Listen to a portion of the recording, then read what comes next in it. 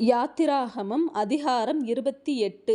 உன் சகோதரனாகிய ஆரோன் எனக்கு ஆசாரிய ஊழியம் செய்யும்படிக்கு நீ ஆரோனையும் அவனோடே கூட அவன் குமாரராகிய நாதாப், அபியூ, எலெயாசார், இத்தாமார் என்னும் ஆரோனின் குமாரரையும் இஸ்ரவேல் புத்திரரிலிருந்து பிரித்து உன்னிடத்தில் சேர்த்து கொள்வாயாக. உன் சகோதரனாகிய ஆரோனுக்கு மகிமையும் அலங்காரமுமாய் இருக்கும் பொருட்டு பரிசுத்த வஸ்திரங்களை உண்டு பண்ணுவாயாக. ஆரோன் எனக்கு ஆசாரிய ஊழியம் செய்யத்தக்கதாக அவனை பரிசுத்தப்படுத்தும்படி அவனுக்கு வஸ்திரங்களை உண்டாக்கும் பொருட்டு நான் ஞானத்தின் ஆவியால் நிரப்பின விவேகமான இருதயமுள்ள யாவரோடும் நீ சொல்லுவாயாக. அவர்கள் உண்டாக்க வேண்டிய வஸ்திரங்களாவன: மார்பதக்கமும், ஏபோத்தும், அங்கியும், விசித்திரமான உள் சட்டையும், பாகையும், இடைக்கச்சையுமே. உன் சகோதரனாகிய ஆரோன் எனக்கு ஆசாரிய ஊழியம் செய்யும்படி அவனுக்கும் அவன் குமாரருக்கும் பரிசுத்த வஸ்திரங்களை உண்டு பண்ண வேண்டும். அவர்கள் பொன்னும், இளநீல நூலும், இரத்தாம்பர நூலும், சிவப்பு நூலும், மெல்லிய பஞ்சு நூலும் சேகரிப்பார்களாக.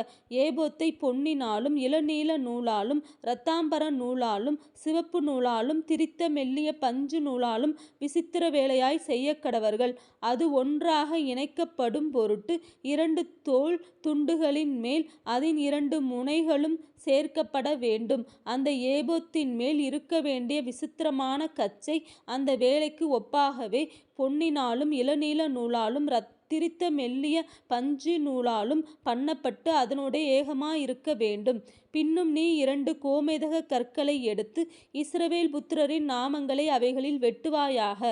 அவர்கள் பிறந்த வரிசையின்படியே அவர்களுடைய நாமங்களில் 6 நாமங்கள் ஒரு கல்லிலும் மற்ற 6 நாமங்கள் மறு கல்லிலும் இருக்க வேண்டும். இரத்தினங்களில் முத்திரை வெட்டுகிறவர்கள் செய்யும் வேலைக்கு ஒப்பாக அந்த 2 கற்களிலும் இஸ்ரவேல் புத்திரரின் நாமங்களை வெட்டி அவைகளை பொன் குவளைகளில் பதிப்பாயாக.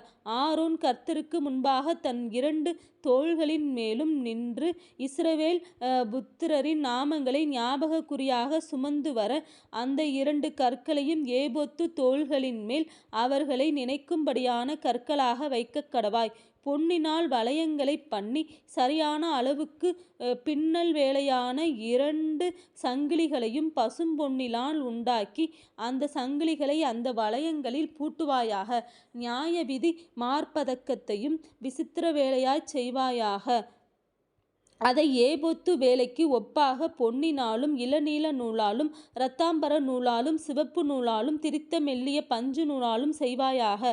அது சதுரமும் இரட்டையும் 1 சாண் நீளமும் 1 சாண் அகலமுமாய் இருக்க வேண்டும். அதிலே 4 பத்தி இரத்தின கற்களை நிறைய பதிப்பாயாக. முதலாம் பத்தி பத்மராகமும், புஷ்பராகமும், மாணிக்கமும், 2ஆம் பத்தி மரகதமும், இந்திர நீலமும், வஜ்ரமும், 3ஆம் பத்தி கெம்பும், வைடூரியமும், சுகந்தியும், 4ஆம் பத்தி படிக பச்சையும், கோமேதகமும், யஸ்பியுமாயிருப்பதாக. இவைகள் அந்தந்த பத்தியில் பொன்னினாலே பதித்திருக்க வேண்டும். இந்த கற்கள் இஸ்ரவேல் புத்திரருடைய நாமங்களின்படியே 12 அவர்களுடைய நாமங்கள் அவைகளில் வெட்டப்பட்டவைகளுமாய் இருக்க வேண்டும். 12 கோத்திரங்களில் ஒவ்வொன்றினுடைய நாமம் ஒவ்வொன்றிலே முத்திரை வெட்டாய் வெட்டி இருக்க வேண்டும். மார்பதக்கத்திற்கு அதன் பக்கங்களிலே பின்னல் வேலையான பசும்பொன் சங்கிலிகளையும் பண்ணி அந்த மார்பதக்கத்திற்கு 2 பொன் வளையங்களையும் பண்ணி அந்த 2 வளையங்களையும் மார்பதக்கத்தின் 2 பக்கங்களிலே வைத்து பொன்னினால் செய்த அந்த 2 பின்னல் வேலையான சங்கிலிகளையும் மார்பதக்கத்தின் பக்கங்களில் இருக்கிற 2 வளையங்களில் மாட்டி அவ்விரண்டு பின்னல் வேலையான சங்கிலிகளின் 2 நுனிகளை ஏபோத்து தோல் துண்டின் மேல் அதன் முன்புறத்தில் இருக்கிற 2 வளையங்களில் மாட்டுவாயாக. நீ 2 பொன் வளையங்களை பண்ணி அவைகளை ஏபோத்தின் கீழ்ப்புறத்திற்கு எதிரான மார்பதக்கத்தினுடைய மற்ற 2 பக்கங்களிலும் அதனுடைய ஓரத்திற்குள்ளாக வைத்து வேறே 2 பொன் வளையங்களை பண்ணி அவைகளை ஏபோத்தின் முன்புறத்து 2 கீழ்ப்பக்கங்களில் அதன் இணைப்புக்கு எதிராகவும் ஏபோத்தின் விசித்திரமான கச்சைக்கு மேலாகவும் வைத்து மார்பதக்கம் ஏபோத்தின் விசித்திரமான கச்சைக்கு மேலாக இருக்கும்படிக்கும் அது ஏபோத்திலிருந்து நீங்காதபடிக்கும் அதை அதன் வளையங்களால் ஏபோத்து வளையங்களோடே இளநீல நாடாவினால் கட்ட வேண்டும். ஆரோன் பரிசுத்த ஸ்தலத்திற்குள் பிரவேசிக்கும் போது இஸ்ரவேல் புத்திரரின் நாமங்களை தன் இருதயத்தின் மேலிருக்கும் நியாயவிதி மார்பதக்கத்திலே கர்த்தருடைய சந்நிதானத்தில் ஞாபகக்குறியாக எப்பொழுதும் தரித்து கொள்ள கடவன்.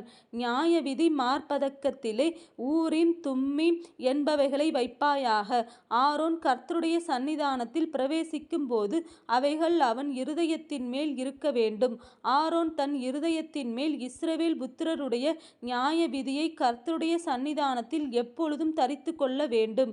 ஏபோத்தின் கீழ் அங்கியை முழுவதும் இளநீல நூலால் உண்டாக்க கடவாய். தலை நுழைகிற அதின் துவாரம் அதின் நடுவே இருக்கவும் அதின் துவாரத்துக்கு நெய்யப்பட்ட வேலையான ஒரு நாடா சுற்றிலும் இருக்கவும் வேண்டும். அது கிழியாதபடிக்கு மார்க்கவசத்தின் துவாரத்துக்கு ஒத்ததாக இருக்க வேண்டும். அதன் கீழோரங்களில் இளநீல நூல் இரத்தாம்பர நூல் சிவப்பு நூல் வேலையால் செய்யப்பட்ட மாதளம்பழங்களையும் அவைகளுக்கு இடையிடையே சுற்றிலும் பொன்மணிகளையும் அதன் ஓரங்களில் சுற்றிலும் தொங்கும்படி பண்ணி வைக்க வேண்டும். அங்கியின் ஓரங்களில் சுற்றிலும் ஒரு பொன்மணியும் ஒரு மாதளம்பழமும் ஒரு பொன்மணியும் ஒரு மாதளம்பழமுமாய் தொங்குவதாக. ஆரோன் ஆராதனை செய்ய கர்த்தருடைய சந்நிதியில் பரிசுத்த ஸ்தலத்துக்குள் பிரவேசிக்கும் போதும் வெளியிலே வரும்போதும் அவன் சாகாதபடிக்கு அதன் சத்தம் கேட்கப்படும்படி அதை தரித்து கொள்ள வேண்டும். பசும்பொன்னிலான் ஒரு பட்டயத்தை பண்ணி கர்த்தருக்கு பரிசுத்தம் என்று அதிலே முத்திரை வெட்டாக வெட்டி அது பாகையிலிருக்கும்படி அதை இளநீல நாடாவினால் பாகையின் முகப்பிலே கட்டுவாயாக. இஸ்ரவேல் புத்திரர் தங்கள் பரிசுத்த காணிக்கைகளாக படைக்கும் பரிசுத்தமானவைகளின் தோஷத்தை ஆரோன் சுமக்கும்படி அது ஆரோனுடைய நெற்றியின் மேல் இருப்பதாக. கர்த்தருடைய சந்நிதியில் அவர்கள் அங்கீகரிக்கப்படும்படி அது எப்பொழுதும் அவன் நெற்றியின் மேல் இருக்க வேண்டும். மெல்லிய பஞ்சு நூலால் விசித்திரமான உள் சட்டையையும் மெல்லிய பஞ்சு நூலால் பாகையையும் உண்டாக்கி இடைக்கச்சையை சித்திரத் தையல் வேலையாக பண்ணுவாயாக. ஆரோனுடைய குமாரருக்கும் மகிமையும் அலங்காரமுமாயிருக்கும் பொருட்டு அங்கிகளையும் இடைக்கச்சைகளையும் குல்லாக்களையும் உண்டு பண்ணுவாயாக. உன் சகோதரனாகிய ஆரோனும் அவனோட கூட அவன் குமாரரும் எனக்கு ஆசாரிய ஊழியம் செய்யும்படிக்கு நீ அந்த வஸ்திரங்களை அவர்களுக்கு உடுத்தி அவர்களை அபிஷேகம் செய்து அவர்களை பிரதிஷ்டை பண்ணி அவர்களை பரிசுத்தப்படுத்துவாயாக. அவர்களுடைய நிர்வாணத்தை மூடும்படிக்கு இடுப்பு தொடங்கி முழங்கால் மட்டும் உடுத்த சணல் நூல் சல்லடங்களையும் உண்டு பண்ணுவாயாக. ஆரோனும் அவன் குமாரரும் பரிசுத்த ஸ்தலத்திலே ஆராதனை செய்ய ஆசரிப்பு கூடாரத்திற்குள் பிரவேசிக்கும் போதும் பலிபீடத்தண்டைக்கு சேரும் போதும் அக்கிரமம் சுமந்து அவர்கள் சாகாதபடிக்கு அவைகளை தரித்திருக்க வேண்டும். இது அவனுக்கும் அவனுக்கு பின்வரும் சன்னதிக்கும் நித்திய கட்டளை.